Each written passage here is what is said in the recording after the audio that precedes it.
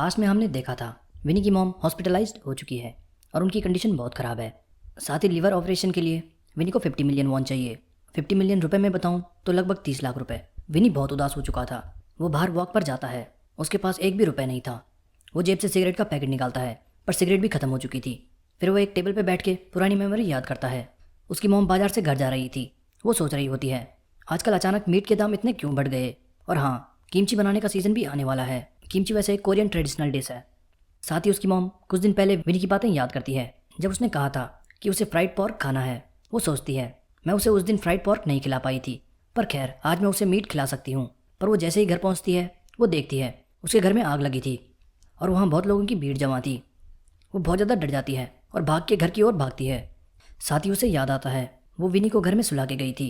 तभी उसे घर के अंदर विनी दिखाई देता है और वो भाग के आग के बीच से घर में जाती है और खुद जलते हुए विनी को बचाती है। नेक्स्ट सीन अस्पताल का था। विनी अपने बेड पर उठता है। उसे ज़्यादा कुछ नहीं हुआ था, पर तभी वो बगल में मॉम को देखता है। मॉम के पूरे चेहरे पर पट्टियाँ लगी थी। विनी को बचाने के चक्कर में उनका चेहरा जल चुका था। विनी उन्हें देख के शॉक हो जाता है। तभी हम प्रेजेंट में आते हैं। विनी ये सब याद करके रो रहा था और उसकी आंख से आंसू गिर रहे थे। नेक्स्ट सीन हम देखते हैं डॉम बहुत तेज़ी से टायर ले जा रहा था। वो स्पीड से जे और मीनू को ओवरटेक करता है। जे और मीनू दोनों शॉक हो जाते हैं। मीनू कहता है वाओ, ये इसने कैसे किया। फिनिश लाइन पर डॉम चिल्लाते हुए कहता है फाइनली मिशन पूरा हुआ, आखिरकार हमें इन टायर से छुटकारा मिला। मीनू कहता है ओए मुच्छड़, तेरी पैडलिंग तो बहुत अच्छी हो गई है। पीछे जो तूने किया वो बहुत मस्त था। वहीं प्रिंसिपल भी कहता है हे, तुम तो पहले से बहुत अच्छे हो गए हो। मुझे विश्वास है कि तुम्हें ये सीख मिली होगी, स्पोर्ट्स से माइंड और बॉडी दोनों हेल्थी रहते हैं। डॉम कहता है इसका मतलब अब मैं स्कूल जाके यूना से मिल सकता हूँ। साथ ही प्रिंसिपल कहता है पर तुम लोगों को अगर लीग ऑफ स्ट्रीट में हिस्सा लेना है तो तुम्हें इससे ज़्यादा मेहनत करनी पड़ेगी। मीनू शॉक हो जाता है हाँ, पर सर आपको इस बारे में कैसे पता। प्रिंसिपल कहता है एक्चुअली मैं भी टूर्नामेंट का एक ऑर्गेनाइजर हूँ। मैंने तुम तीनों का नाम लिस्ट में देखा था, पर तुमने अपना नाम तो डाल दिया था, पर तुम लोग प्रैक्टिस करने के बजाय फाइटिंग कर रहे थे। तो जब मैंने देखा कि कुछ लड़के जिन्हें ढंग से पैडल मारने भी नहीं आते वो पार्टिसिपेट कर रहे हैं, तो मैंने ये मौका तुम्हें ट्रेन करने में लगा दिया। और हाँ, मैंने ये सस्पेंशन तुम्हारे रिकॉर्ड में नहीं डाला है, इसलिए ध्यान रहे ये हरकतें अगली बार नहीं होनी चाहिए। तीनों ये सुन के बहुत ज़्यादा खुश हो जाते हैं। मीनू कहता है वाओ, तो रेस में लगभग कितने लोग होने वाले हैं और बाकी सब कितने खतरनाक हैं। प्रिंसिपल हंसते हुए कहता है वेल, ये तो सीक्रेट है, तुम जब वहाँ पहुँचोगे तो तुम्हें पता लग जाएगा। और हाँ, एक और चीज़, तुम्हारे लिए एक और मिशन है। तीनों शौक हो जाते हैं। इसका मतलब ये अब तक जो किया वो कम था। प्रिंसिपल कहता है नहीं, ये बात सैली के बारे में है। सैली अचानक किसी वजह से बहुत ज़्यादा डिप्रेस हो चुकी है और वो ज़्यादातर अकेले अपने कमरे में रहती है। ये सुन के डॉम और मीनू डायरेक्ट जे की ओर देखने लगते हैं। जे के भी पसीने छूटने लगते हैं। साथ ही प्रिंसिपल कहता है तुम्हारा मिशन है कि सैली को अच्छा फील कराओ और उसे कल स्कूल में आने को कहो। दोस्तों को एक दूसरे के लिए इतना तो करना चाहिए और अब तुम जा सकते हो। फिर तीनों वापस जा रहे थे। रास्ते में मीनू जे से कहता है ओए गधे, अब तेरी वजह से हमारे पास एक और मसला आ गया है, तू जल्दी जाके सैली को सॉरी बोल देना। डॉम कहता है हाँ, मीनू सही कह रहा है, तू जाके सैली को मना करा और फिर कल हम सब साथ स्कूल जाएंगे। मीनू कहता है हाँ, और आखिर तू किसी लड़की को ऐसी बातें कैसे कह सकता है, वो भी उस लड़की को जो तुझसे मिलने आई थी, क्योंकि उसे तेरी फिक्र है। क्या तुझे लड़कियां नहीं पसंद?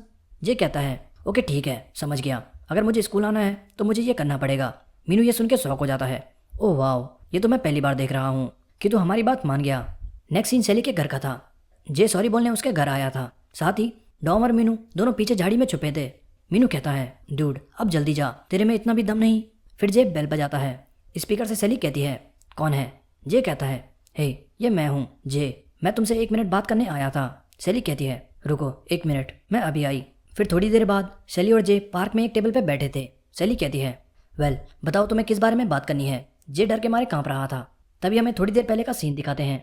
मीनू और जे सॉरी बोलने की प्रैक्टिस कर रहे थे। मीनू जे से कहता है क्या तुझे इतना भी नहीं पता कि लड़के का खाली हाथ माफ़ी मांगना एक गुनाह है।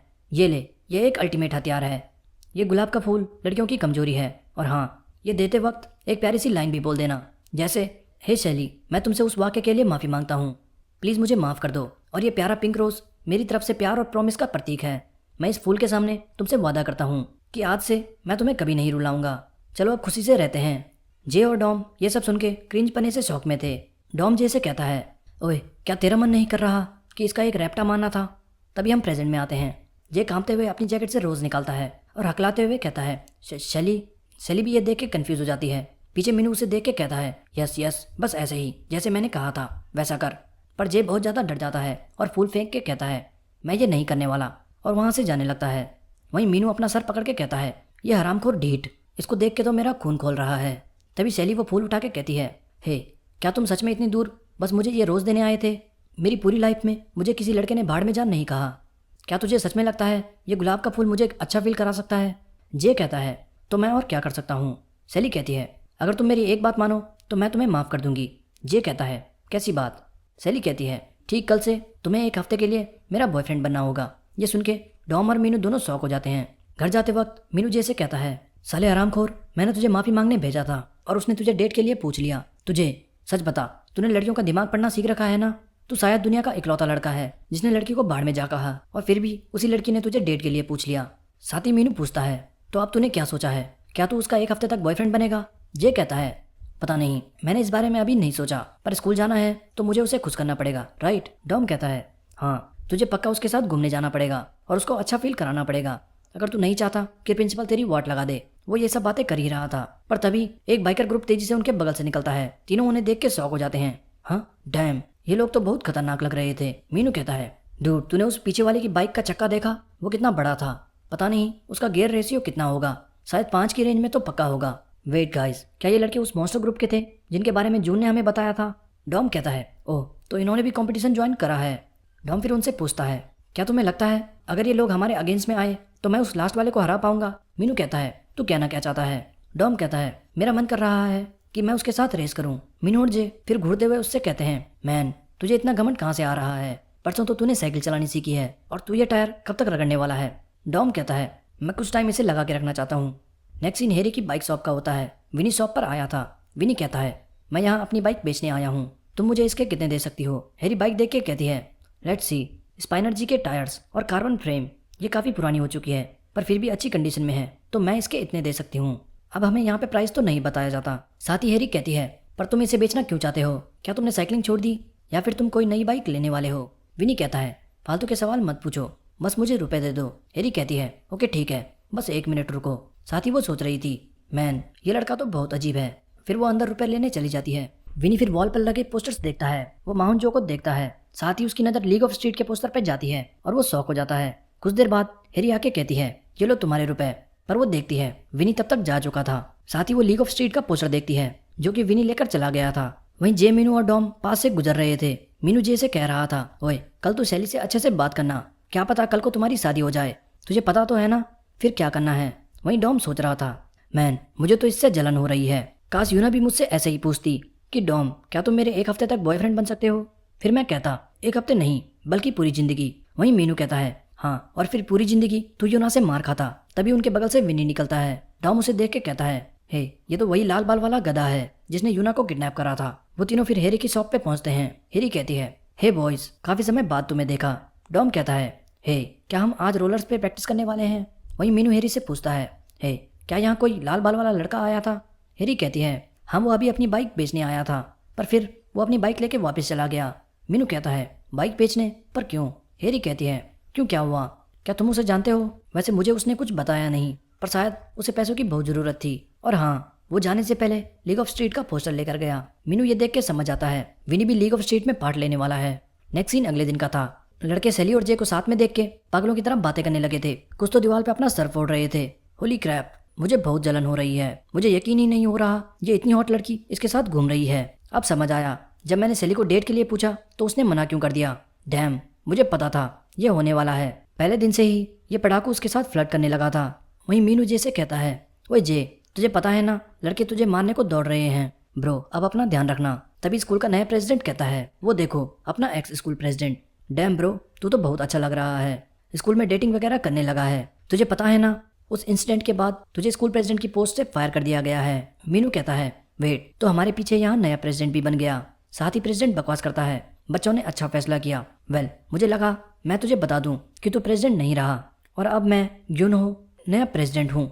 वो अभी बोल ही रहा था कि जे उसे इग्नोर करके चला जाता है। यूनहो कहता है, ये गधा अभी भी सबको इग्नोर कर रहा है, यह हरामखोर बहुत फेक है, दिन में मॉडल की तरह घूमता है और रात को बदमाशों की तरह लड़ाई करता है। डॉम और मीनू ये सुन के गुस्सा हो जाते हैं। क्या कहा तूने? बदमाश? क्या तू हमारे बारे में बात कर रहा है? रुक जा गधे, तुझे अभी बताते हैं। यूनो डर के मारे चिल्लाने लगता है, हे अगर तुमने मुझे हाथ भी लगाया तो मैं प्रिंसिपल से बोल दूंगा। मैं इस स्कूल से सारी लड़ाई झगड़े खत्म करने वाला हूँ, तो तुम लोग सावधान रहना। तभी सैली बीच में आके कहती है, हरामखोर अपना मुंह बंद कर और ग्यूनो का कोट पीछे से पकड़ के उसके मुंह पे ओढ़ देती है और कहती है, मुझे फर्क नहीं पड़ता, तू नया प्रेसिडेंट है। साले हरामखोर, तेरी हिम्मत कैसे हुई सुबह सुबह मेरे बॉयफ्रेंड को परेशान करने की? तुझे क्या लगता है तू प्रेसिडेंट बन गया तो तू कहीं का बॉस बन गया? अभी तुझे बताती हूँ लड़कियों से पिटना क्या होता है। और फिर ऊपर से उसके मुख की ओर लातें बजाती है। ग्यूनो चिल्लाने लगता है, हे ये तुम क्या कर रही हो? सैली कहती है, अब जा और बता के आ कैसे तूने एक लड़की से मार खाई। डॉम और मीनू दोनों सैली को रोकने की कोशिश करते हैं। वहीं ये देख के वारनली कहता है, लगता है मेरी एंजल अब एंजल नहीं रही। दूसरी तरफ यूना सोच रही होती है, वाह अब वो दोनों डेट भी करने लग गए। मैन मुझे तो आजकल के लोग समझ ही नहीं आते। और वैसे मियाँ क्या तू ठीक है? मियाँ कहती है, हाँ मैं ठीक हूँ, मुझे पता था ऐसा होने वाला है। तभी आगे से जे आता है। मियाँ कहती है, हे जे तुम्हें वापस स्कूल में देख के अच्छा लगा और तुम्हारा चेहरा तो काफ़ी टैन हो चुका है। नेक्स्ट सीन प्रिंसिपल ऑफिस का है। प्रिंसिपल ने पंचिंग बैग पे जे की फोटो लगा रखी थी और उसे जोर जोर से पंच कर रहे थे। वो कहता है, वो हरामखोर जे मेरी छोटी बच्ची सैली को डेट कर रहा है जिसको लड़कों में इंटरेस्ट भी नहीं था। मैन पर सैली की खुशी के लिए मुझे शांत रहना पड़ेगा। तभी रिसेप्शनिस्ट आके कहती है, सर वो इटली से जिम ट्रेनर आ चुके हैं। वहीं एक पिंक बालों वाला जायंट आदमी आके कहता है, हे सर क्या आपने मुझे बुलाया? प्रिंसिपल कहता है, ओ बॉय तुम आ गए। वहीं वो रिसेप्शनिस्ट उन्हें देख के कंफ्यूज थी और कहती है, वेल मैं आप दोनों को अकेला छोड़ती हूँ। कुछ देर बाद ट्रेनर कहता है, हाँ पर आप मुझे क्लास 1 का होमरूम टीचर क्यों बनाना चाहते हो? होमरूम टीचर वैसे एक नॉर्मल टीचर होता है जो क्लास का ध्यान रखता है, मतलब कोई सब्जेक्ट वगैरह नहीं पढ़ाता और ज़्यादातर बच्चों से सिर्फ कन्वर्सेशन करता है। प्रिंसिपल कहता है, वो मैं चाहता हूँ कि तुम एक जे नाम के लड़के पे नज़र रखो और साथ ही मेरी डॉटर सैली पे भी। और हाँ कुछ लड़के जो एक स्ट्रीट रेस में पार्टिसिपेट करने वाले हैं, मैं चाहता हूँ कि तुम उनके कोच की तरह भी काम करो क्योंकि जितना मुझे याद है तुम भी एक फेमस बाइकर हुआ करते थे। ट्रेनर कहता है, अरे छोड़ो पुरानी बातें याद मत दिलाओ माय बॉय। वो सब याद करके मेरा दिल तेजी से धड़कने लगता है। वैसे क्लास 1 में क्यूट बॉयज़ तो है ना, मुझे जाके उन फ्रेश बॉयज़ को स्मेल करना है। प्रिंसिपल कहता है, ये तुम कैसी बातें कर रहे हो? दूसरी तरफ विनी स्ट्रीट रेस कंपटीशन के ऑफिस पहुंच चुका था और वो चिल्ला रहा था, पर क्यों? अकेले बाइकर को क्यों नहीं? क्या कोई दूसरा तरीका नहीं जिससे मैं पार्ट ले सकूं? रिसेप्शनिस्ट कहती है, मुझे माफ़ करना पर ये पोस्टर में भी लिखा है सिर्फ ग्रुप ही पार्टिसिपेट कर सकता है, तो तुम्हें अगर पार्टिसिपेट करना है तो क्रू बना के कर लो। विनी कहता है, इसका मतलब मैं अकेले पार्टिसिपेट नहीं कर सकता। तभी पीछे से वो फ्रेंच वाला आदमी आता है जिसने सैली से नंबर मांगा था।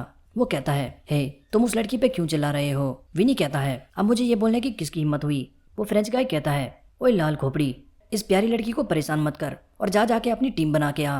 पर तभी वो विनी को गौर से देख के पहचान जाता है, ओ तू, वेल मैं तो तुझे पहचान ही नहीं पाया, तू पागल तो बहुत बड़ा हो चुका है। नेक्स्ट सीन क्लास 1 का था।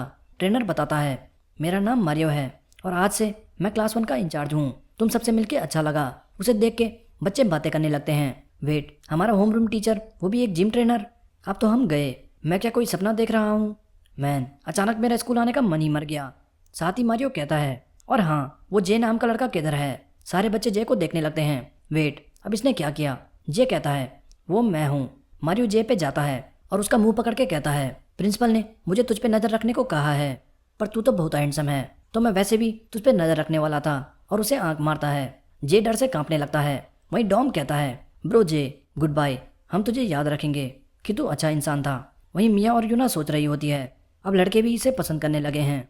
दूसरी तरफ विनी उस फ्रेंच गाय को देख के गुस्सा हो गया था। वो फ्रेंच गाय कहता है, क्या हुआ?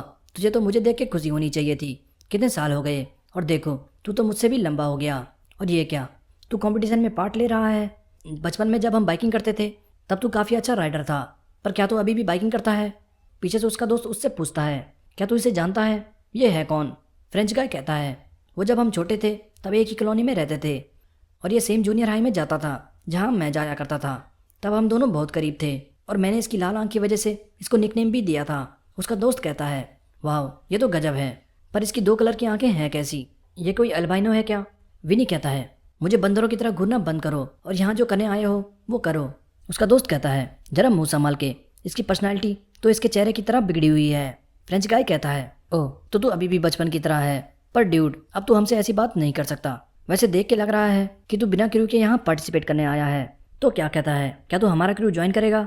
और हंसने लगता है। उसके दोस्त कहते हैं, हे तू पागल हो चुका है, आखिर हम लोग कब से फालतू किसी को लेने लग गए? ये पक्का पागल हो चुका है, उसने तो हमें भी नहीं पूछा। पर विनी कहता है, तुम लोग भाड़ में जाओ, मैं इससे अच्छा कोई स्कूल क्लब ज्वाइन कर लूंगा, पर तुम जैसे अंगू पंगू के साथ नहीं जाऊंगा। फ्रेंच गाय कहता है, क्या हुआ, तू इसलिए तो ऐसा बिहेव नहीं कर रहा कि मैंने तुझे बचपन में बहुत परेशान किया था? ये तो बहुत बचकानी हरकत है। साथ ही वो विनी के कंधे पे हाथ रख के कहता है, सुन वो बहुत पुरानी बात थी, अब उसे भूल भी जा। तब मैं बहुत बेवकूफ़ बच्चा था। विनी उसका हाथ झटक के कहता है, तेरे इतने करीब होने की वजह से मुझे उल्टी आने लगी है और वहाँ से जाने लगता है। फ्रेंच गाय का दोस्त कहता है, हे वांग्योन, क्या तू इसे ऐसे ही जाने देगा? तू बोले तो हम इसे अभी सबक सिखा सकते हैं। पर तभी वांग्योन कहता है, वही फ्रेंच गाय, हे तो ये कैसा रहेगा? तू यहाँ कंपटीशन में पार्ट लेने आया था, राइट? तो क्यों ना एक बेट लगाते हैं। हम दोनों एक 1-on-1 रेस करेंगे। जो हारेगा उसे जीतने वाले की एक बात माननी पड़ेगी, और अगर तू जीता तो तू पार्टिसिपेट करने के लिए हमारे क्रू का नाम यूज कर सकता है। क्या कहता है? वांग्योन का दोस्त कहता है, हे तो हमारे ग्रुप का नाम ऐसे उछालना बंद कर। पर साथ ही वांग्योन विनी से कहता है, अगर तुझे डर लग रहा है तो तुझे ये करने की जरूरत नहीं, मैं बस समझ जाऊंगा एक बेवकूफ़ वॉकआउट कर गया क्योंकि वो डरपोक है। विनी ये सुन के बहुत गुस्सा हो जाता है। नेक्स्ट सीन एक स्ट्रीट का था। कुछ लड़के सिगरेट पी रहे थे। एक लड़का कहता है, ब्रो मैं सोच रहा था कि सिगरेट छोड़ दूं, आजकल ये बहुत महंगी हो चुकी है, ये मेरी आखिरी सिगरेट है। उसका दोस्त हंसते हुए कहता है, बेवकूफ़, मैं अपना दायां टट्टा दाव पे लगा सकता हूँ कि तू सिगरेट नहीं छोड़ने वाला। वो कहता है, अच्छा हरामखोर, अगर मैंने छोड़ दी तो तुझे अपना टट्टा देना पड़ेगा। तभी उनके साथ खड़ी लड़की कहती है, हे वो देखो वो लाइट कैसी चमक रही है। दूर से चमकते हुए कुछ लोग अपनी बाइक पे आ रहे थे। वो लड़के कहते हैं, वाह ये क्या है? क्या शहर में कोई नई गैंग आई है? ये उस फ्रेंच गाय वांग्योन का ग्रुप था। एक बाइकर फिर बच्चों से कहता है, तुम ऐसे क्या देख रहे हो गधों, अपनी सिगरेट बुझाओ और निकलो यहाँ से। वो बच्चे डर के मारे वहाँ से भाग जाते हैं। फिर वो वांग्योन से कहता है, क्या हमें उसके लिए इतना कुछ करने की सच में ज़रूरत थी? ये सब होने के बाद हम उसे अपने अड्डे पे क्यों ला रहे हैं? वांग्योन कहता है, तू क्या करता अगर तू किसी ऐसे बेवकूफ़ कुत्ते से टकराता जिसने तुझे सालों पहले काटा हो? उसका दोस्त कहता है, इससे तेरा क्या मतलब है? तभी विनी वहाँ आता है और वो कहता है, हे क्या ये वही लाल बाल वाला लड़का है? बाइक देख के तो वही लगता है। वांग्योन विनी को देख के कहता है, समय आ गया है इस बेवकूफ़ कुत्ते को सबक सिखाने का कि ये किसी को दोबारा ना काटे। फिर वांग्योन और विनी रेडी हो रहे थे और उसका ग्रुप और मजाक करते हुए बातें करने लगता है, हे वांग्योन अगर तू हारा तो तू गधा। दूसरा कहता है, हे अगर हमारे ग्रुप का लीडर ही हार गया तो मैं तो ये ग्रुप छोड़ दूंगा। और सब हंसने लगते हैं। वांग्योन फिर विनी से कहता है, बस वो रास्ता फॉलो करना जो मैंने तुझे थोड़ी देर पहले बताया था। फिनिश लाइन सुवन पार्क का कंटेनर होगा। अगर तू जीता तो मैं तेरी कंपटीशन में पार्ट लेने में मदद करूंगा, पर अगर तू हारा तो तुझे बस मेरी एक बात माननी पड़ेगी। विनी कहता है, मुझे तुझसे कुछ नहीं चाहिए, मैं बस इसलिए आया हूँ, मुझे तुझ जैसे घमंडी गधों को देख के गुस्सा आता है, तो अब बकवास बंद कर। वांग्योन कहता है, ठीक है, फिर रेस के बाद बात करते हैं। साथ ही वो विनी की बाइक को देख के सोचता है, हैंडल में राइजर बार्स, लगता है ये राइडिंग के साथ साथ ट्रिक्स वगैरह भी करने लगा है। पीछे वांग्योन के साथ ही बातें कर रहे थे, हे अगर वो अपने ही ट्रैक पर हार गया तो इसका क्या मतलब होगा? खैर हमें वैसे उस लाल बाल वाले की चिंता करनी चाहिए, चाहे वो कितना भी अच्छा राइडर हो। वांग्योन को इस समय रेस करना तो 90% तुम हारने वाले हो। बिल्कुल सही कहा, पर हमें क्या, हमें तो बलि के लिए एक और बकरा मिल गया। वहीं फिर एक लड़का स्काई शॉट लेकर रेस स्टार्ट करता है। रेडी गेट सेट बूम, और रेस स्टार्ट हो जाती है। वहीं दूसरी तरफ डॉम और उसके गार्ड्स एक डील करने आए थे। टॉम गार्ड से कहता है, हे यहाँ से मैं अकेले चला जाऊँगा, चिंता मत करो, मैं ये पहली बार नहीं कर रहा।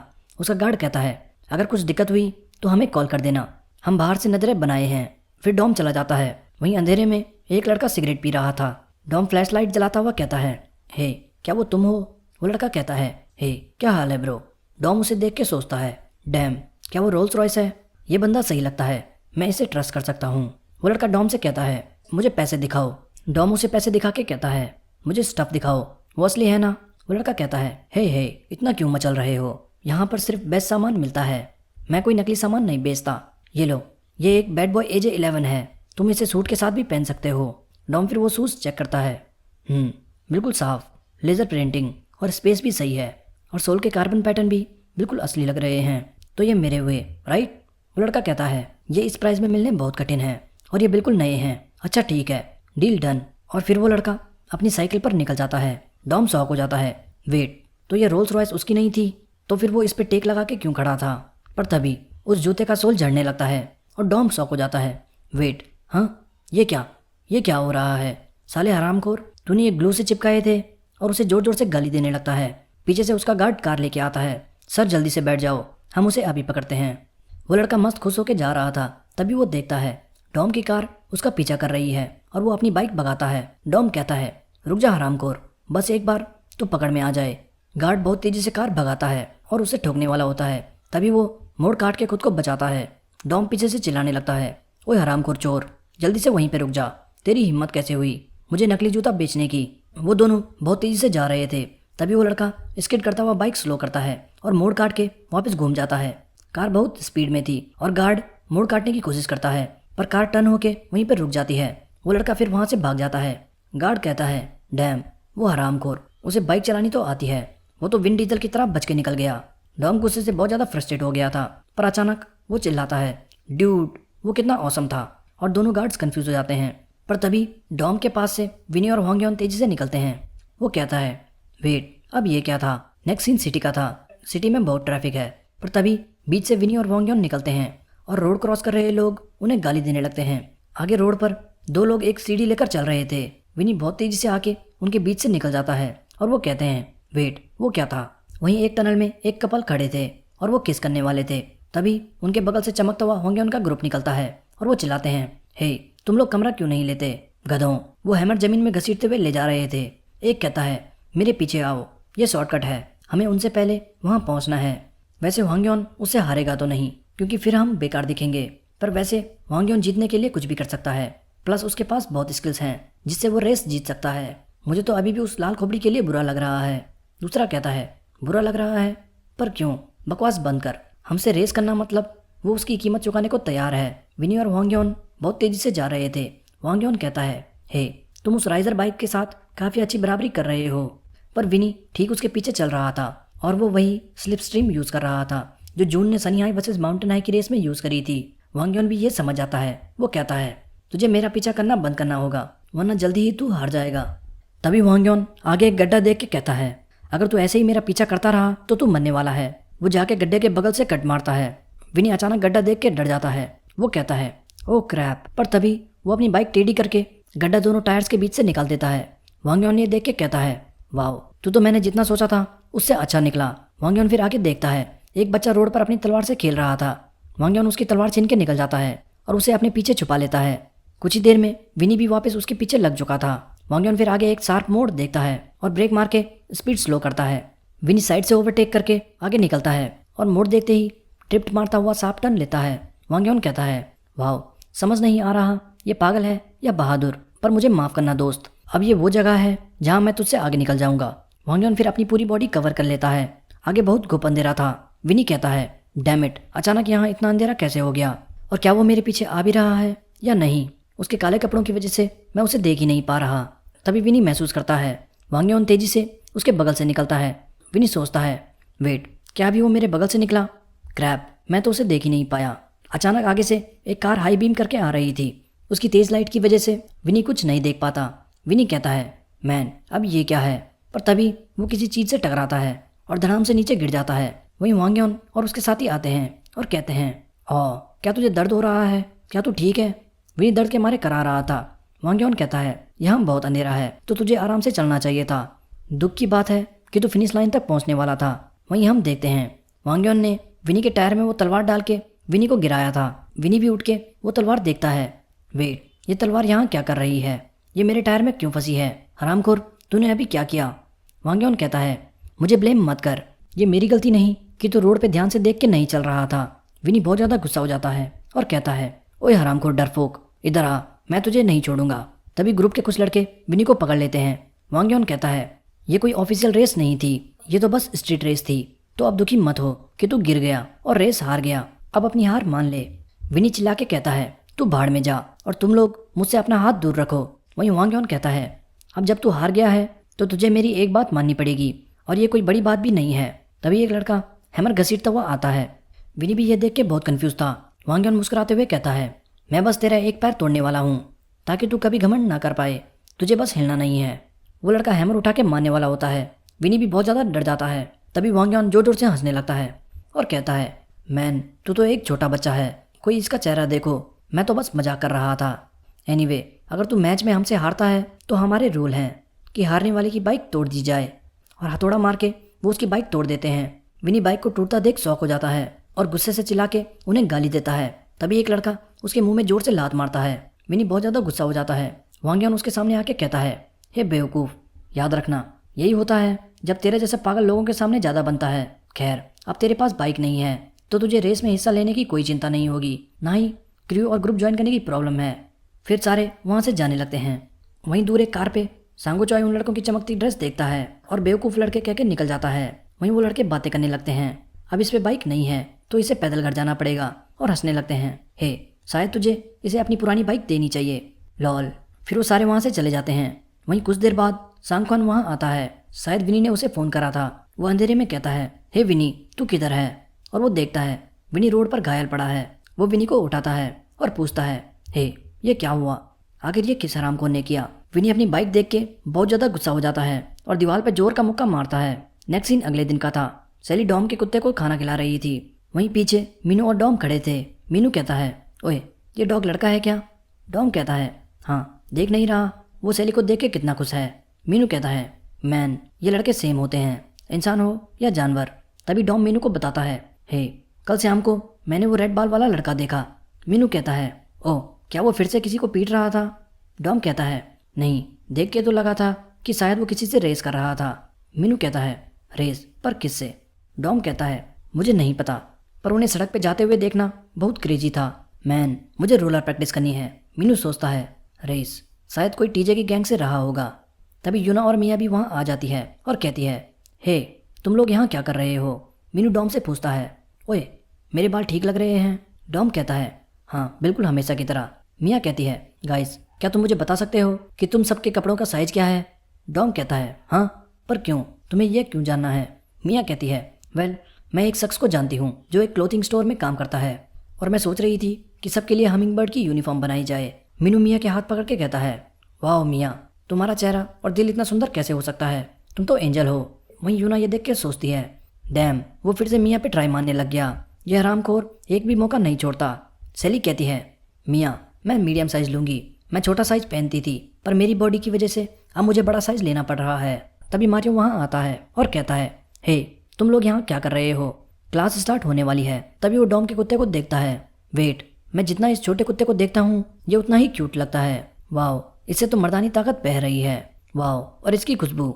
छोटे कुत्ते, तू ऐसे स्कूल में शोर नहीं मचा सकता। मुझे तुझे किस करने में मजबूर मत कर। पर ये सुनते ही कुत्ता चेन तोड़ के भाग जाता है। डॉम भी उसके पीछे भाग जाता है। हे जॉर्डन, कहाँ भाग रहा है? मेरी बाइक कौन देखेगा? वहीं मारियो कहता है, बेवकूफ़ कुत्ता, ये तो शर्मा गया। वहीं बाकी सारे ये हरकत देख के क्रिंजनेस से कहते हैं, गाइस चलो अंदर चलते हैं। नेक्स्ट सीन सांगख्वान का था। वो अपनी बाइक पे सनिया स्कूल में आया है। वहीं दूसरी तरफ स्कूल में बच्चे फुटबॉल खेल रहे थे। सारे बॉल के पीछे भाग रहे थे। वहीं पीछे वारंगली चुपचाप खड़ा था। वो सोच रहा होता है, ये सारे पागल एक बॉल के पीछे क्यों भाग रहे हैं? एक लड़का वारंगली से कहता है, ओए, तू क्या कर रहा है? थोड़ा इधर उधर मूव कर ले। हमने क्लास 5 के साथ फ्राइड चिकन की बेट लगाई है। पर वारंगली को कोई फ़र्क नहीं पड़ता। वो कहता है, चुप रह, मैं तो बस यहाँ इसलिए आया हूँ कि टीम बराबर हो सके, बॉल के पीछे भागने के लिए नहीं। वैसे भी मैं डिफेंडर हूँ, तो तुम लोग जाओ और गोल करो। तभी वो देखता है ऊपर विंडो से कुछ लड़कियाँ चेयर कर रही थी। Let's go class 3। वो लड़के भागते हुए कितने औसम लगते हैं। डैम, एथलेटिक लड़के कितने हॉट होते हैं। ये सुन के सारे लड़के खुद को बीच समझने लगते हैं। हे, वो मेरे बारे में बात कर रही है। नहीं गधे, वो तो मेरे बारे में बात कर रही है। पर वो सारे लड़ ही रहे थे। तभी वारंगली सबके बीच से निकल के बॉल छीन लेता है और बीच से ड्रिबलिंग करता हुआ गोल की तरफ बढ़ता है। सारे लड़के शौक हो जाते हैं। हे, पकड़ो इस गधे को। वो सबको चकमा दे के बॉल किक करता है और एक शानदार गोल कर देता है। फिर वो स्टाइल से विंडो की तरफ लड़कियों को देखता है, पर लड़कियां तब तक जा चुकी थी और वो वापस दुखी हो जाता है। पास में जोमू की गर्लफ्रेंड बैठी थी। वो पूछती है, हे, ये वारंगली स्पोर्ट्स में अच्छा है क्या? जोमू कहता है, तुझे अभी भी समझ नहीं आया?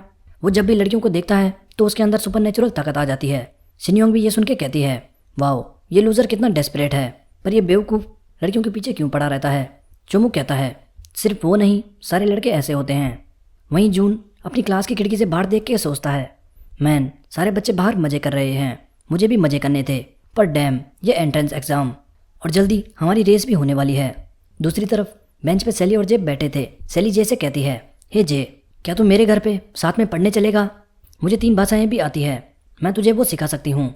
पर जे उसकी बातें इग्नोर करके अपनी बुक पढ़ता रहता है। दूर मीनू ये देख के डॉम से कहता है, डैम, ये पढ़ाकू, ये पक्का हिजड़ा है। डॉम कहता है, पता नहीं, शायद इसका दिमाग खराब है जो इसे ये लड़की पसंद नहीं आ रही। अगर यूना ने मुझे ये कहा होता तो मैं तो मर ही जाता। तभी एक लड़का मीनू से कहता है, हे मीनू, बाहर एक टेक हाई का लड़का तुझसे मिलना चाहता है। मीनू सोचता है, क्या? अब ये कौन लड़का है? वो बाहर आके सोचता है, अब ये लड़का कौन है? वेल, ये कोई लड़की तो नहीं होगी। क्योंकि मैं किसी टेक हाई की लड़की को नहीं जानता। हाँ, तभी वो सांगक्वान को देखता है। वो जाके सांगक्वान से कहता है, हे, तुझ में हिम्मत तो है जो तू यहाँ आ गया। वैसे अब किसको किडनैप करने का इरादा है? सांगक्वान कहता है, उस हरकत के लिए मुझे माफ़ करना। वो बस इसलिए हुआ था क्योंकि हमारे लड़के मार खाकर आए थे और मुझे लगा था तुमने वो फाइट शुरू करी है, इसलिए मैं गुस्सा था। खैर, मैं उसके लिए माफ़ी मांगता हूँ। मीनू कहता है, पर तुम्हें देख के नहीं लगता कि तुम यहाँ माफ़ी मांगने आए हो। सांगक्वान कहता है, एक्चुअली बात यह है कि मैं चाहता हूँ तुम विनी की मदद करो। मीनू गुस्से से कहता है, क्या मदद, वो भी उसकी? ये तू क्या बकवास कर रहा है? सांगक्वान कहता है, तुम लोग एक ही क्रू में थे और साथ ही तुम बचपन के दोस्त भी हो। मीनू कहता है, उससे क्या फ़र्क पड़ता है? सांगक्वान कहता है, अगर विनी इसी तरह चलता रहा तो मुझे डर है कहीं उसके साथ कुछ बुरा ना हो जाए। प्लीज़ प्लीज़ विनी की मदद करो। साथ ही सांगक्वान वो स्ट्रीट रेस का पोस्टर पकड़ के खड़ा था। पीछे डॉम भी उन दोनों को दूर से देख रहा था और दूसरी तरफ विनी अपने घर पे बैठा था। सांगक्वान फिर मीनू को विनी की मॉम और रात का इंसिडेंट बताता है। विनी को अपने मॉम के बिल्स पे करने थे, इसलिए वो ये रेस में ज्वाइन करने वाला था, पर कल रात किन्हीं बदमाशों ने उसकी साइकिल तोड़ दी और विनी को लग रहा था कंपटीशन से जीत के मिलने वाले रुपए ही उसका आखिरी ऑप्शन है। 100 मिलियन वॉन कम नहीं होते। मुझे पता है तुम दोनों एक क्रू में हुआ करते थे और तुम दोनों दोस्त थे, पर पता नहीं अब ऐसा क्या हुआ जो तुम अलग हो गए। पर क्योंकि तुम उससे अच्छे से जानते थे इसलिए मैं तुमसे मदद मांगने आया हूँ। ऑनेस्टली मुझे पता है विनी खुद से किसी से मदद नहीं मांगने वाला, पर उसकी ऐसी हालत देख के और उसे बिखरते मैं नहीं देख सकता। मीनू कहता है, मैन, ये सिचुएशन तो बहुत अजीब होती जा रही है। वैसे क्या वो बाइक ठीक हो सकती है? सांगक्वान कहता है, मुझे बाइक्स के बारे में ज़्यादा नहीं पता, पर देख के लगता है टायर्स और फ्रेम्स में बहुत डैमेज है और वो ठीक नहीं किए जा सकते, और साथ ही उसके पैडल वगैरह भी बहुत बुरी हालत में हैं। पर खैर, बाइक मैं संभाल लूँगा। मैं चाहता हूँ कि तुम लोग विनी को कंपटीशन में पार्ट लेने में मदद करो। उसको प्राइज़ मनी की बहुत ज़रूरत है क्योंकि उसके पास सिर्फ उसकी मॉम है। ये सुन के मीनू भी अपनी मॉम को याद करने लगता है, पर तभी मीनू को पीछे से कुछ आवाज़ आती है। मीनू कहता है, ओए, तू कब से पीछे खड़ा है? पीछे डॉम सारी बातें सुन के फूट फूट के रो रहा था और कहता है, मैन, क्या हम उसको अपने क्रू में नहीं ले सकते? क्योंकि जितना मैंने सुना उस हिसाब से उस गधे ने बहुत सहन करा है। वो लाल खोपड़ी। मुझे गुस्सा आता है जब मैं सोचता हूँ कि उसने यूना को किडनैप करा था, पर हमने एक बार लड़ाई क्यों ना करी हो। एक आदमी को दूसरे के बुरे वक्त में उसकी मदद करनी चाहिए। वो दोनों डॉम की ऐसी बातें सुन के कन्फ्यूज हो जाते हैं।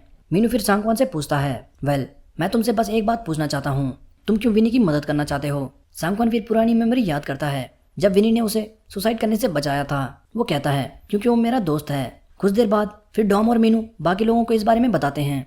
मीनू कहता है, तो गाइस, तुम लोग क्या कहते हो? साथ ही वो जे से कहता है, ओए पढ़ाकू, 1 मिनट के लिए वो बुक नीचे रख दे और ये बता तू क्या सोचता है? जे कहता है, पर वो लड़का है कौन? मीनू कहता है, साले मंदबुद्धि, क्या तुझे इतना भी याद नहीं कि हम परसों किससे लड़े थे? वो लाल बाल वाला लड़का जिसकी वजह से हम सस्पेंड हुए। जे कहता है, पता नहीं, मुझे याद नहीं आ रहा। मीनू सोचने लगता है, मैन, इसका दिमाग तो एक चिड़िया के दिमाग के बराबर है। जे कहता है, मुझे कोई फ़र्क नहीं पड़ता, इसलिए जो तुम्हें करना है।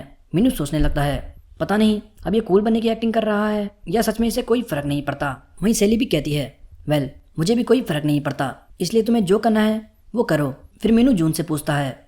जून कहता है, वेल, वो जफायरस क्रू का पहला मेंबर था और वो मुझसे भी अच्छा राइडर है, तो मुझे तो खुशी होगी कि वो हमारी टीम ज्वाइन करेगा। बट क्या वो ज्वाइन करना भी चाहेगा? और अगर वो ज्वाइन भी कर लेता है तो पता नहीं वो हमारे साथ घुल मिल भी पाएगा या नहीं। मीनू फिर कहता है, शायद अब कोई चारा नहीं, मुझे खुद जाके उससे बात करनी होगी। दूसरी तरफ शाम को विनी बाहर टहलने निकलता है। पास से एक कपल और एक लड़का हंसी मजाक करते हुए जा रहे थे। अचानक एक लड़का विनी से हल्का टकराता है। वो लड़का कहता है, हे, वो लाल खोपड़ी मुझसे अभी टकरा के चला गया। वो चिल्लाते हुए कहता है, ओए हरामखोर, माफ़ी मांग के जाया कर जब तू ऐसे लोगों से टकराता है। पर विनी तो पहले ही बहुत फ्रस्ट्रेटेड था। वो गुस्से से उनकी तरफ देखता है। वो लड़का कहता है, हे, ऐसे क्या देख रहा है? क्या तुझे मरना है? उसके दोस्त उसे रोकने की कोशिश करते हैं। फिर कुछ देर बाद विनी उन दोनों को बुरी तरह पीट चुका था और इधर से उधर फेंक रहा था। विनी एक को गले से पकड़ के दीवार पे उठा देता है। वो लड़का कहता है, हे, मुझे माफ़ करो, मैं बस अपनी गर्लफ्रेंड के सामने कूल बन रहा था। पर विनी बहुत गुस्से में था और वापस उसके मुंह पे मुक्का मारने वाला होता है। वो लड़की भी ये देख के रोने लगती है। तभी वहाँ पे पुलिस आ जाती है और कहती है, हे, वहाँ क्या चल रहा है? विनी उन्हें देख के डर जाता है। Oh shit. दूसरी तरफ मियाँ सबकी यूनिफॉर्म बना के आ चुकी थी। वो कहती है, वाओ, उसने तो मुझे कुछ एक्स्ट्रा यूनिफॉर्म दे दी। मैं बहुत खुश हूँ कि यह इतनी अच्छी लग रही है। मैं इसके कुछ सैंपल संभाल लेती हूँ। तभी विनी भागता हुआ मियाँ से टकरा जाता है। मियाँ गिर जाती है और कहती है, हे, व्हाट द हेल, क्या अभी कोई मुझसे टक्कर मार के गया? पर वो देखती है पुलिस विनी को पकड़ चुकी है। और पुलिस कहती है, hey you are under arrest. Public से मारपीट के चक्कर में हम तुझे गिरफ्तार करते हैं। मियाँ भी विनी को देख के बहुत ज़्यादा डर जाती है। दूसरी तरफ मीनू और सांगवान विनी के घर गए थे। मीनू खिड़की से झांक के चिल्लाता है, हे विनी, पर कोई आवाज़ नहीं देता। मीनू कहता है, हे मुझे नहीं लगता विनी घर पे है। सांगवान भी कहता है, चलो छोड़ो, यहाँ से चलते हैं। साथ ही रास्ते में वो विनी से कहता है, खैर मेरे साथ वो बाइक देखने आने के लिए थैंक्स। मीनू कहता है, नहीं मैं बस इसलिए आया क्योंकि मैं फ्री था। बाय द वे ये विनी आखिर अकेले कर क्या रहा है, उसका फ़ोन भी स्विच ऑफ है। सांगवान कहता है, पता नहीं, क्या पता वो अपनी मॉम को देखने अस्पताल गया हो। तभी मीनू को मियाँ का कॉल आता है। मीनू खुशी से चिल्लाता है, वाह मेरी एंजल। मियाँ क्या हुआ, इतनी रात को तुमने मुझे कैसे याद किया? और प्यार से कहता है, हे मियाँ। मियाँ बताती है, हे मीनू, वो लाल बाल वाला लड़का जिसने यूना को किडनैप करा था। मीनू कहता है, हाँ क्या हुआ? अच्छा ठीक है, थैंक्स। फिर मीनू अपना सर खुजाते हुए सांगवान को बताता है, वेल लगता है वो झगड़ालू विनी पुलिस स्टेशन में है। दूसरी तरफ वो लड़के और विनी पुलिस स्टेशन आ चुके थे। वो लड़का कहता है, क्या ये हाई स्कूल में है? सेठ मुझे नहीं लगा था ऐसे लाल बाल करके ये स्कूल में होगा, तो मुझे ज़्यादा बुरा लग रहा है। इंस्पेक्टर फिर विनी से पूछता है, सो तुम स्ट्रीट में चल रहे थे जब तुमने पहले हमला करा, राइट? विनी मना करता है। वो लड़का कहता है, ओए हरामखोर, झूठ बोलना बंद कर। सर इस लड़के ने अचानक हम पर हमला कर दिया।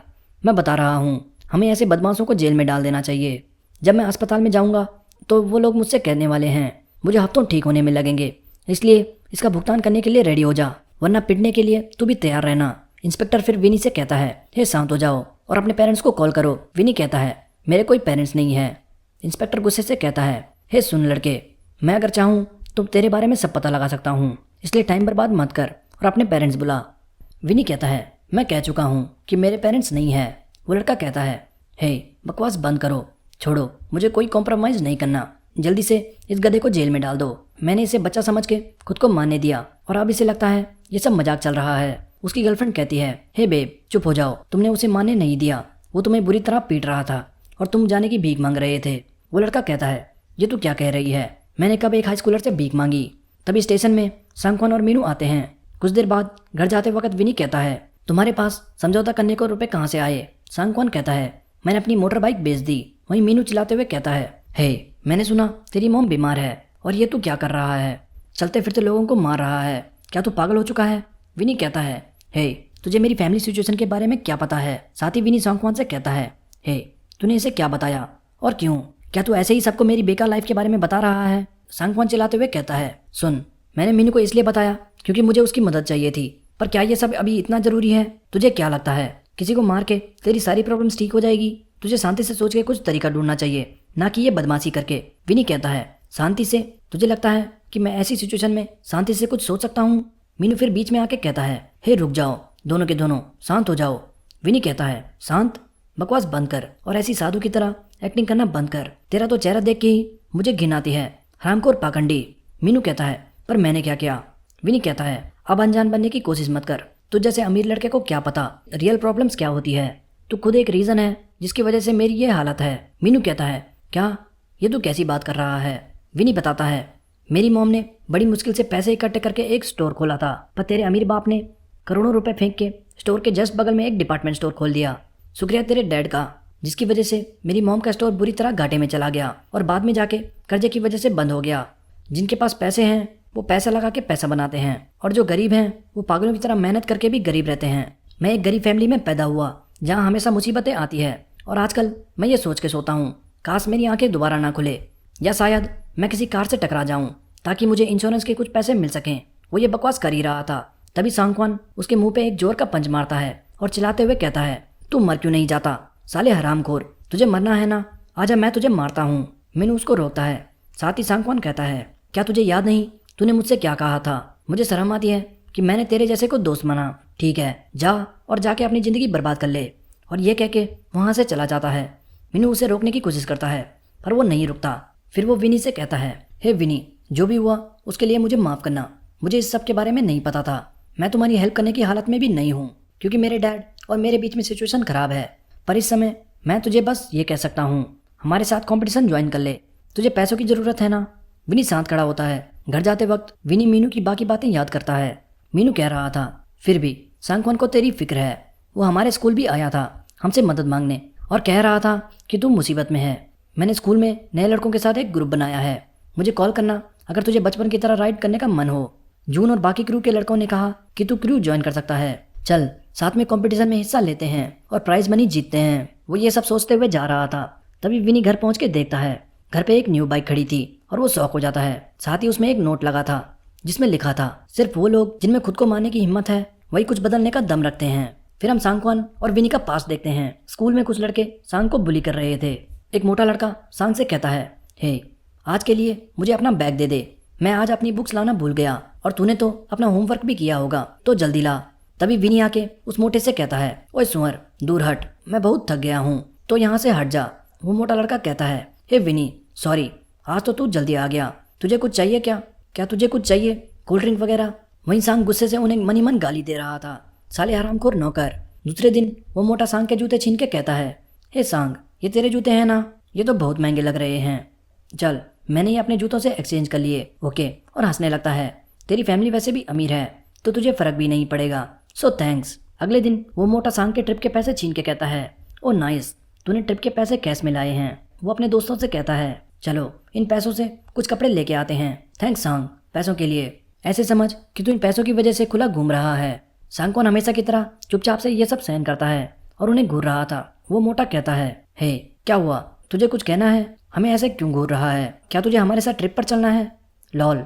वो सारे मिलके फिर सांगवान को पीटते हैं। मनी मन सोचते हुए छत की ओर जाता है, मैंने अपने पेरेंट्स से झूठ कहा कि मैं ट्रिप पर जा रहा हूँ और यहाँ स्कूल आ गया। मुझे खुद से नफरत होती है कि मैं कुछ नहीं कर सकता। इस स्कूल में जहाँ मैं घर से ज़्यादा समय बिताता हूँ ये मेरे लिए एक नर्क की तरह बन चुका है और आने वाले समय में ये और भी बदतर होता जाएगा। मैं ये सहन नहीं कर सकता, मैं इससे छुटकारा चाहता हूँ। फ्यूचर के बारे में सोच के लगता है ये एक आसान तरीका है सारी मुसीबतों से छुटकारा पाने का। सांग छत की दीवार पर चढ़ चुका था और सुसाइड करने वाला था। वो सोचता है इस नर्क से छुटकारा पाने का एक ही रास्ता है, या फिर वो मर जाए या फिर मैं मर जाऊं। तभी पीछे से विनी उसे आवाज मारता है, हे अगर तुझे कूदना ही है तो कहीं और जाके कूद जहाँ कोई नहीं होगा, यहाँ से कूद के अटेंशन लेने की कोशिश मत कर। सांग कहता है, तू स्कूल ट्रिप पर नहीं गया? विनी फिर खड़ा उठ के कहता है, तू सुसाइड कर रहा है क्योंकि तुझे कुछ लड़कों ने बुली किया। तुझे क्या लगता है तेरे मरने पे किसी को कोई फर्क पड़ेगा? तुझे शायद लगता है कि तेरे मरने के बाद शायद उन्हें अपनी गलती का एहसास हो, पर सच बताऊं तो वो तेरा मजाक उड़ाएंगे कि तू कितना बेवकूफ़ था। सांग कहता है, तुझ जैसे बदमाश को मेरी सिचुएशन के बारे में क्या पता? तुझे बिल्कुल भी आइडिया नहीं है कि पूरी लाइफ एक कुत्ते की तरह ट्रीट होना कैसा होता है। मेरी तरफ से तुझे लाइफ के लिए मुबारक, ऐसे गुंडों की तरह स्कूल में रहने के लिए। विनी कहता है, गुंडा? ओह, तो बच्चों को मार के और ताकतवर बन के तुम गुंडा बनते हो। पता नहीं लोगों को ये आइडिया कहाँ से आ रहा है, पर एटलीस्ट मैं तुम्हारी तरह किसी को मुझे कुत्तों की तरह ट्रीट नहीं करने देता। मैं सबको उनकी ही भाषा समझाता हूँ। मुझे इन गुंडे बदमाशों से कोई मतलब नहीं। और हाँ ठीक है, अगर तुझे मरना ही है तो मुझे तुझे रोकने की कोई ज़रूरत नहीं, पर मैं बस इतना कहना चाहूँगा, अगर तुझमें मरने की हिम्मत है तो उस हिम्मत को खुद को बदलने में लगा, बेवकूफ़। ये सुन के सांग गुस्से से रोने लगता है। नेक्स्ट डे वो बुली आपस में बातें कर रहे थे। मैन, वो स्कूल ट्रिप तो बहुत बेकार थी। तभी वो मोटा सांगवान को देखता है और उस पर जाके कहता है, हे क्या कुछ दिन तूने एंजॉय करे? तू बहुत खुश लग रहा है। हे मुझे कुछ रुपए चाहिए, स्कूल के बाद मुझे गेम खेलने जाना है तो मुझे कुछ रुपए दे दे। सांग कहता है, मेरे पास नहीं है। मोटा कहता है, क्या क्या कहा तूने? वो उसे कॉलर से पकड़ के दीवार पे उठा देता है और कहता है, अगर मुझे तेरी चेकिंग करके कुछ भी मिला तो तू गया। तभी सांग विनी की बात याद करता है और गुस्से से मोटे के मुंह पे एक जोर का पंच मारता है। सारे लड़के ये देख के शौक हो जाते हैं। मोटे की नाक से खून बहने लगता है। सांग कहता है, आजा साले मोटे सुअर। सारे लड़के आपस में बातें करने लगते हैं। हे सांग और डोंगजिन लड़ाई कर रहे हैं, जल्दी देखने चलो। कुछ देर बाद दोनों बहुत बुरी हालत में थे। मोटा कहता है, हे सांग आज तेरा आखिरी दिन है, और एक कुर्सी उठा के सांग को मारने वाला होता है। तभी विनी आके कहता है, हे रुक जा साले बेवकूफ़ों। मोटा कहता है, हे विनी ये बदतमीज। पर विनी कहता है, बकवास बंद कर, अगर तुझे लड़ना है तो आजा मुझसे लड़, गधे। दोनों फिर रुक जाते हैं। छुट्टी के वक्त सांगवान बालकनी में खड़ा था। वो मोटा अपने दोस्त के साथ वहाँ से जा रहा था, पर इस बार वो सांग से बिना कुछ कहे वहाँ से चला जाता है और उसी दिन के बाद कोई भी सांग को बुली नहीं करता। सांग फिर कहता है, एक चीज़ जिसने मेरी लाइफ चेंज कर दी वो बस विनी की वो बातें थी। हम फिर प्रेजेंट में आते हैं। ये सब सांगवान अपनी स्कूटी पर बैठ के सोच रहा था। तभी वो पास में मीनू के ग्रुप को देखता है। मियाँ सबको जैकेट दिखा रही थी। डॉम कहता है, वाह ये तो एग्जैक्टली फिट आ रहा है। मीनू कहता है, वाह मियाँ थैंक्स, मुझे ये बहुत पसंद आया। मियाँ कहती है, मुझे खुशी हुई कि तुम सबको ये पसंद आया। यूना भी मिया की तारीफ करती है। वहीं सैली जे को देख के कहती है, मेरा बॉयफ्रेंड तो हर कपड़ों में अच्छा लगता है। वहीं जून कहता है, हे क्या तुझे लगता है विनी आएगा? क्या तूने उसे सही एड्रेस और टाइम बताया था? मीनू कहता है, हाँ मैंने उसे कहा था हम आज प्रैक्टिस करने वाले हैं। तभी वो देखता है दूर से विनी आ रहा था। मीनू उसे देख के मुस्कुराने लगता है। मिया उसे जैकेट दे के कहती है, हे हमारे पास कुछ जैकेट्स एक्स्ट्रा है, ये लो। पता नहीं वैसे तुम्हें ये फिट होगी या नहीं, मुझे माफ़ करना, परसों मैं तुमसे टकरा गई थी। विनी कहता है, वो सब छोड़ो, जैकेट के लिए थैंक्स। विनी भी दूर सांगखोन को खड़े देखता है। फिर सारे के सारे जैकेट्स पहन के रेडी हो जाते हैं। इसी के साथ सीज़न 1 का एंड होता है।